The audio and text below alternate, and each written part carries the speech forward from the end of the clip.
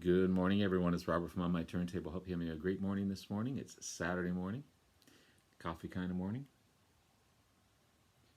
About a while ago, not to do any more contests, but had some second thoughts on that. Been thinking a lot about it lately, and I think I'm going to do a contest. This is something that hopefully will get me more subscribers. I'm not looking for a particular number, not putting a limit on it or whatever. Just hopefully that my subscriber count will continue to grow, as it's been growing regularly quite a bit, and I'm really pleased about that. Really pleased about all the views, the great comments. You guys are amazing. I love you guys. So, contest. What to do on a contest? Well, there's so many contests out here now. So many great ideas. What do you do? What do you choose? How do you make a decision on what contest to do? So I come up with this idea. Hopefully it hasn't been done before. I don't think so. But it's about changes. And you say, what the hell are changes? Well, how many bands can you think of that have not gone through lineup changes? Through circumstance, through decision, how many bands? I can think of maybe ZZ Top. I can think of the Police, perhaps. Maybe Queen. Sorry, if you count the Freddie Mercury era before moving on into the whatever era they went into when they toured. They didn't really release any new albums, but in that Freddie Mercury area, they stayed the same. There's not too many bands out there that has not gone through changes. So my contest is show 5 bands, and what era of band do you prefer? Do you prefer the original era of the band, or do you prefer the band with the changes? And just talk a little bit about that, and which era of the band that you prefer. And there's so many bands that have gone through so many lineup changes. I've chosen 5 here, and one is so many. I could just do a video on one of these bands on their own, because they've gone through so many lineup changes, so many versions of the band. But I'm just going to show the first 2 versions of the band, just to keep it short, to keep this video short. But it'll give you an idea of what I'm talking about, what I mean by what I'm talking about. So you don't have to go as extensive as I do. You know, I always like to elaborate and go deep into the band and the band's history, that type of thing. You don't have to do that. Just say, this is the band, this was the lineup, they made these changes because of, whether it was through death, whether it was through decision, and do you agree with their decision? Do you like the new version of the band, or do you prefer the other band? So that's the contest. It's going to be for a $40 Amazon gift card, just to make it easy. And it's a simple procedure to do that through Amazon, and I can send it pretty much anywhere. So good luck to everyone. And what is the date today? I don't even know where my phone is here. There it is. So we're on the 6th right now of March. Why don't we make it the 6th of April? How's that? Okay, so here's an idea. So,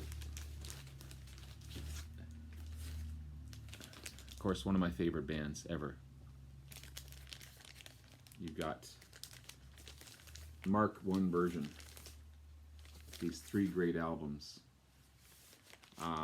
with Deep Purple, Shades of Deep Purple, Book of Telesign, and Deep Purple 3, with Rod Evans on vocals and Nick Simper on bass. Of course, Richie Blackmore on guitar, John Lord on organ and keyboards, and Ian Pace on drums. Ian Pace, just for your information, is the only original band member that's still with the band.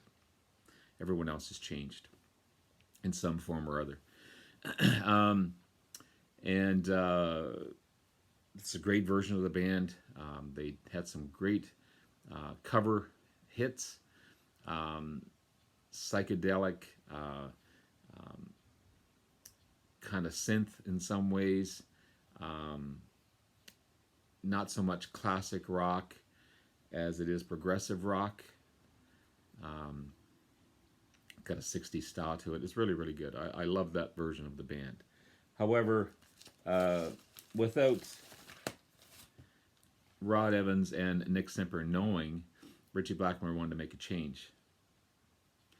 He wanted a harder edge. He wanted that deeper, harder edge, like a Uriah Heep, like all those heavy, heavy bands coming out. So he brought in a new bassist in Roger Glover, and he brought in a new singer in Ian Gillan without those other two knowing. And they made this amazing album in rock. Completely changed the sound of the band, completely changed the dynamics of the band. Harder edge, heavier vocals, a wider vocal range in Ian Gillan. He's got that screaming, beautiful voice. But of course, they went on to make so many other changes. Ritchie Blackmore was in and out. Ian Gillan was in and out. Roger Glover was in and out. They went through so many lineup changes. Steve Morse is now in because Ritchie Blackmore is out, and Don Airey's in because unfortunately John Lord passed away. But I'm not even going to talk about that because I could make a whole session on Deep Purple on its own. But my purpose of this is to show the difference between two different bands. So to go from the Mark II version, and of course Machine Head, one of my favorite albums of all time, and probably their most commercially successful album of all time, to the original Mark I version of the band. Which do you prefer? Wow, that's a heavy question. On their own, the Mark I version is great. It's amazing. But I prefer, and probably will always prefer, the Mark II version of Ritchie Blackmore, Ian Gillan, Roger Glover,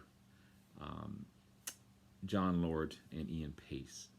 I think that's the best version of the band. I think it's the classic version of the band, the way the band was meant to sound. And when they were firing on all cylinders, that was the Mark version of the band to go to. They made it big with hits like Smoke on the Water, Highway Star, all those great, great songs, Child in Time. And again, they were at their peak and the best version of the band. So on their own, the Mark I version was amazing, but I have to go with the Mark II version. So that's kind of the idea that I'm talking about. And then you go to another band that's gone through some major lineup changes. You go to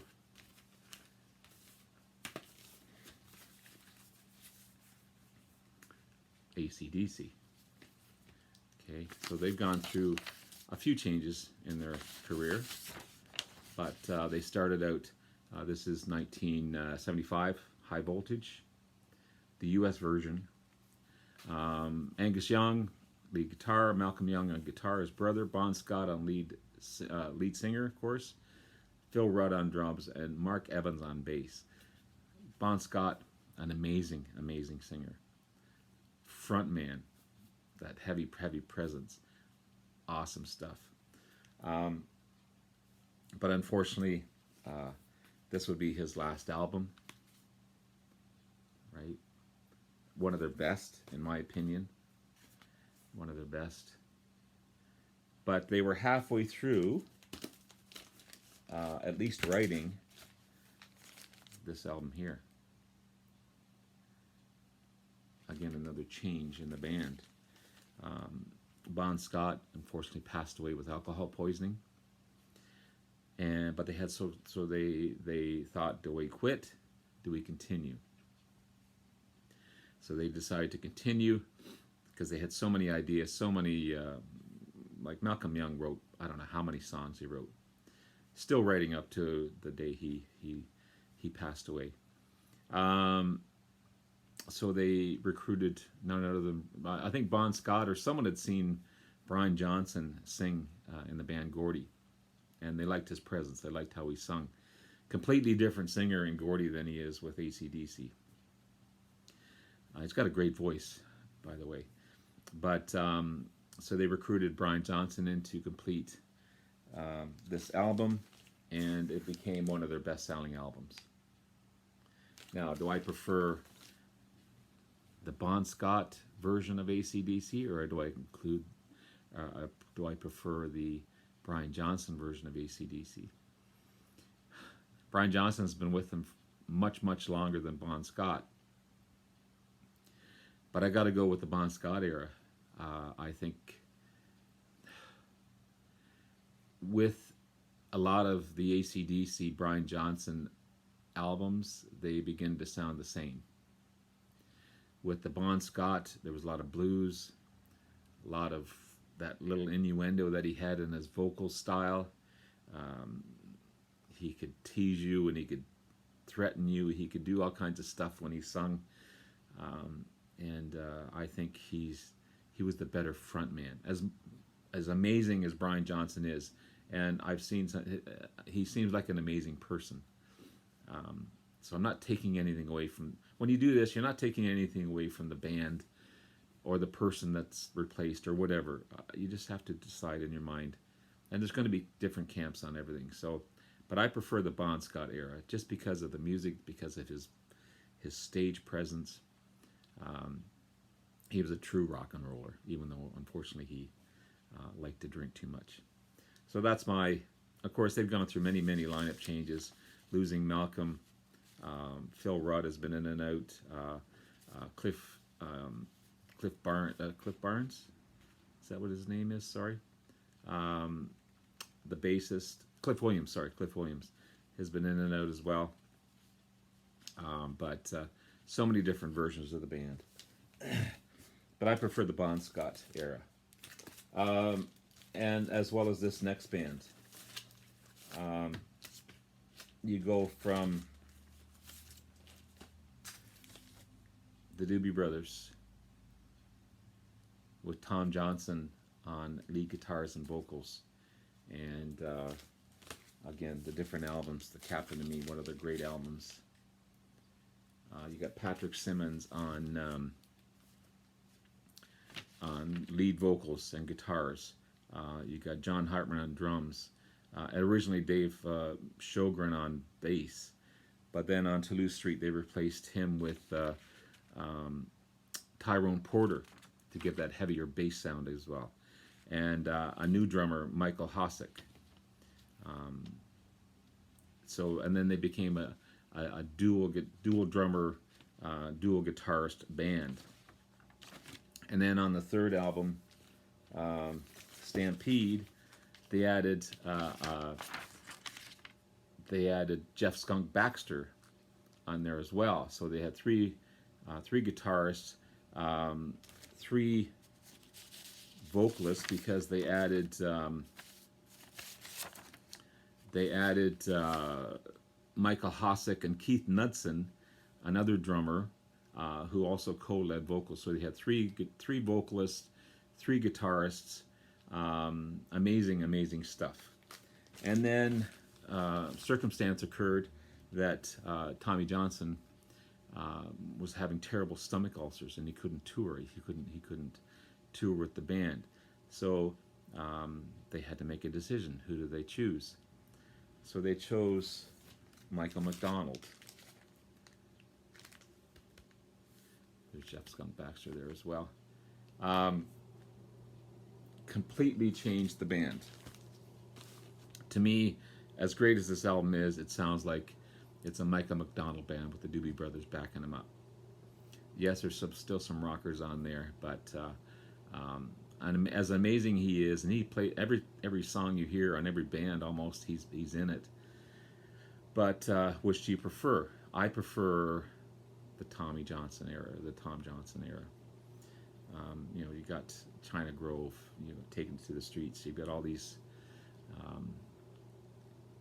Sorry, not taking it to the streets. China Grove and what else you got here? You got Ukiah and all these great songs. Long Train Running, so good, and just classic stuff. He's an amazing guitarist, amazing vocalist. Michael McDonald, again, totally changed the sound of the band and made it definitely more radio friendly, more accessible perhaps. They shot them right to the top as far as #1 hits, but is it the Doobie Brothers? No, it's not, in my opinion. As good as he is and as great as they are with him in it, now Tommy Johnson's back apparently, and so is Michael McDonald. They're touring, as far as I know, as far as I recall last time I read about them, they're still touring together. But between the two, between the Tom Johnson version and the Michael McDonald version, I prefer the Tom Johnson version of the band. And then we have, of course, this classic Van Halen, the David Lee Roth era version of the band compared to the Sammy Hagar era of the band.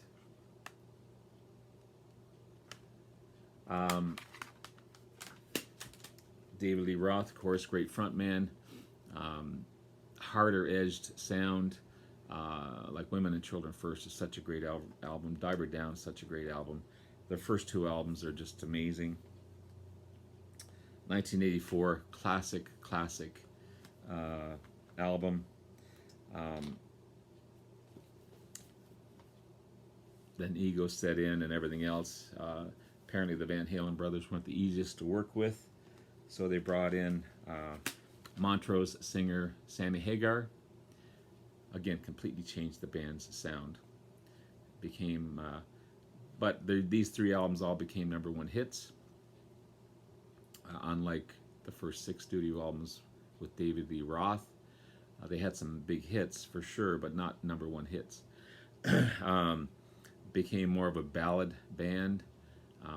Sammy could both play and sing, but Eddie didn't like him to play. He liked to play on his own, but he had that harder edge. If he needed to play, he could. In my opinion, Sammy Hagar is a better singer than David Lee Roth, but David Lee Roth is a more of a stage presence, of course, with his jumping and with his acrobatics. Which version is better? Well, that's a hard one. I prefer. I'm gonna have to go with the David Lee Roth era on this one.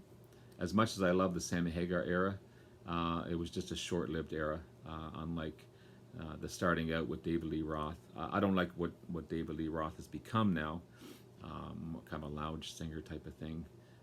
Can't sing to save his soul, but in the day and in the moment, they were definitely the band to go to. So I prefer the David Lee Roth era over the Sammy Hagar era. And finally, one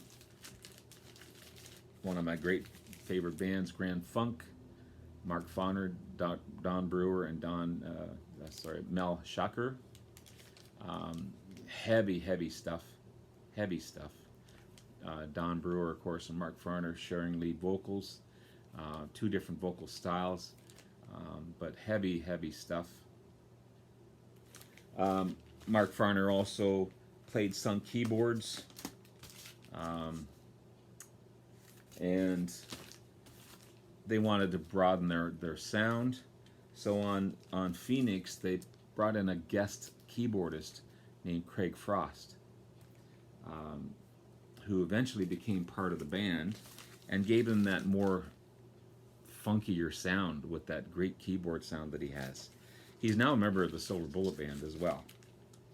But then they came on to big albums like Grand Funk, We're an American Band, and Shine On, and All the Girls in the World Beware.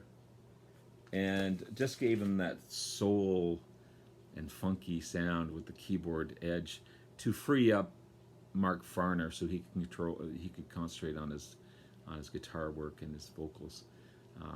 And I think I prefer, as heavy and as hard as the trio was, I prefer the newer version with Craig Frost in it, just to give that wider, bigger sound that they needed. So there you have it. There's my contest.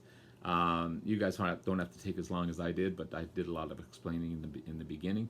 So hopefully you got the idea. Just show some changes of 5 bands that have gone through changes, and whether you prefer the original band or the new band with the new changes, and just describe whether through circumstance or whether through necessity that they changed. And again, it's for a $40 Amazon gift card, and it's through till April 6th. And there you have it. Thank you so much, guys. So good luck to everyone, and talk to you later. Have a great day. Bye now.